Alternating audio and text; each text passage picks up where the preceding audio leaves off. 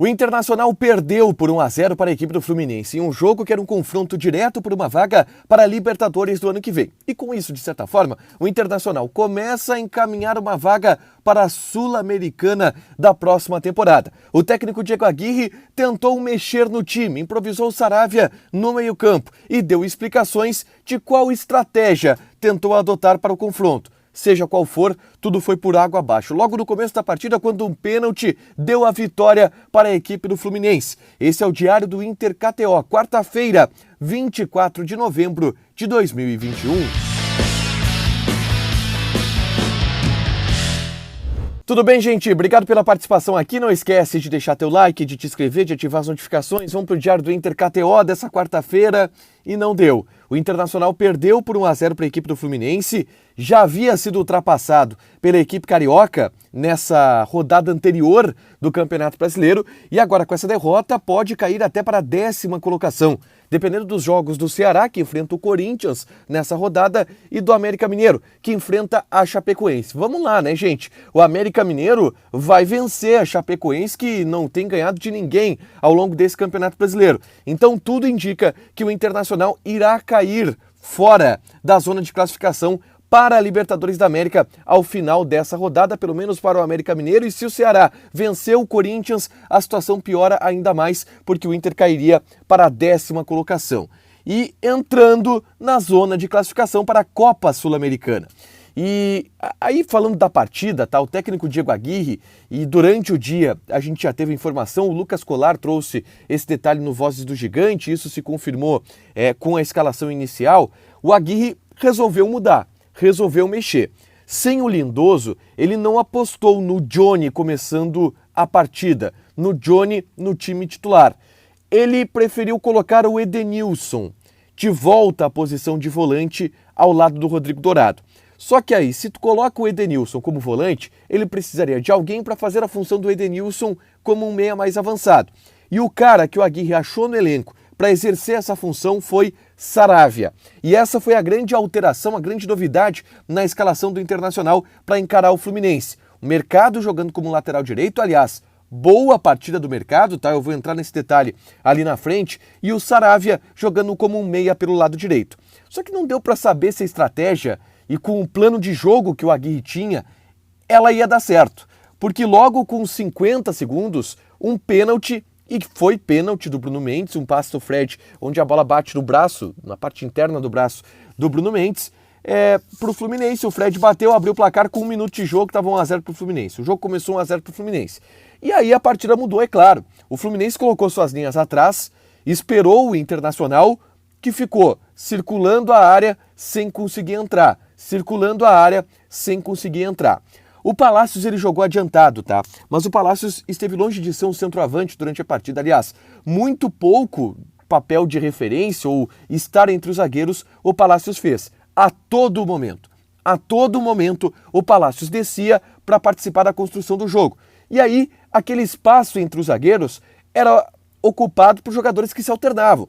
Ora caía por ali o Tyson, ora caía por ali o próprio Patrick, que eu acho que foi o jogador que mais ocupou aquele setor em determinado momento, e o Palácios participando da articulação. Essa foi a ideia do Diego Aguirre, tendo um potencial maior de articulação, com o Saravia sendo um escape pelo lado direito, o Patrick sendo um escape pelo lado esquerdo, para eles fazerem as diagonais. Só que não deu certo porque o Fluminense adotou uma postura muito mais reativa, muito mais fechada, porque conseguiu um gol logo com 5 minutos de partida e se beneficiou disso. Bom, o Aguirre tentou mexer na segunda etapa. Logo no começo ele colocou ali o Matheus Cadorini, tirou um dos zagueiros, né? No caso tirou o Bruno Mendes, e aí devolveu o Saravia para a lateral, o Mercado para a zaga e colocou o Palácios pelo lado esquerdo, e aí ele coloca o Maurício também no time. E ele tira para colocar o Maurício, o Patrick, e aí faz uma melhora no time do Internacional. Joga o Maurício pela meia do lado direito, Palácios na meia pelo lado esquerdo, Tyson centralizado, Dourado e Edenilson seguiram sendo os dois volantes e o Cadorini sendo uma referência. E a grande verdade, gente, é que assim, eu não achei uma atuação tão ruim do Internacional. O Inter teve o controle da partida, o Inter teve o controle das ações ofensivas, muito também por conta da circunstância da partida, mas o Inter teve a oportunidade de empatar o jogo. Teve uma bola que sobrou no pé do Cadorini, dentro quase da pequena área, que ele dá um tapa de perna esquerda, desloca o Marcos Felipe e por muito pouco a bola não entra. Se aquela bola entra, o Inter empata o jogo. E aí é outra história. O jogo seria outro. Eu concordo um pouco com a avaliação do Diego Aguirre, daqui a pouquinho eu vou entrar nos detalhes do que falou o técnico uruguaio, de que o Inter não fez uma partida ruim, o Inter fez uma partida infeliz, onde levou um gol logo no começo, e aí sim, o resultado complica muito a situação do Inter dentro do Campeonato Brasileiro. A entrevista do técnico Diego Aguirre, ela teve vários pontos interessantes. Não vou colocar tudo aqui nesse vídeo, amanhã pela manhã eu devo abrir com um vídeo tratando sobre outro tema em específico, mas em relação ao jogo, tá?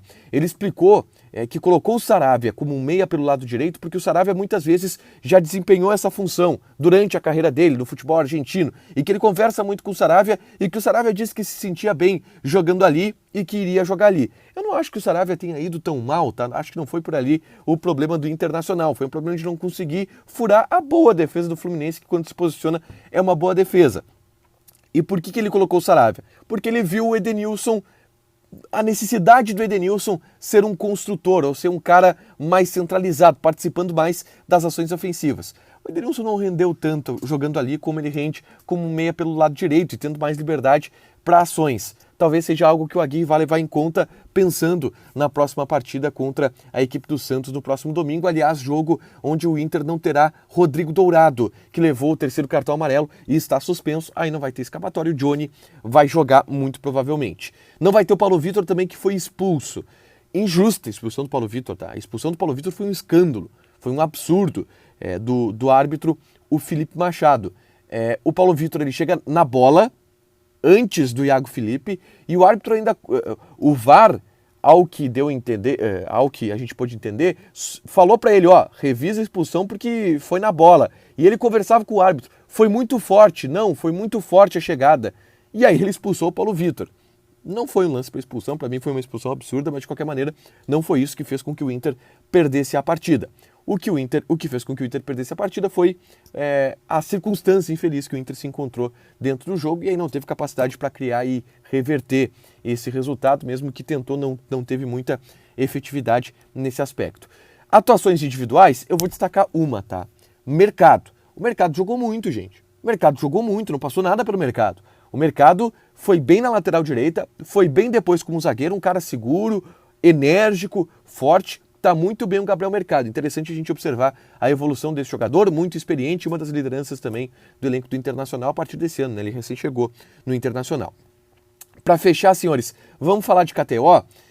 Eu não me dei bem porque eu havia apostado na vitória do Internacional, que estava pagando 3,25, a vitória do Fluminense estava pagando 2,2. Então quem apostou no Fluminense se deu bem. Tu acha que tu vai se dar bem?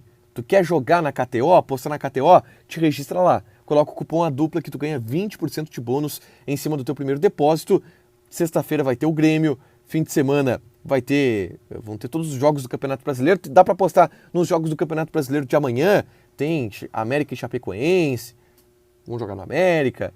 Tem Corinthians e Ceará, em quem nós vamos jogar? Só te registrar lá na KTO e ver o cardápio de opções, tá?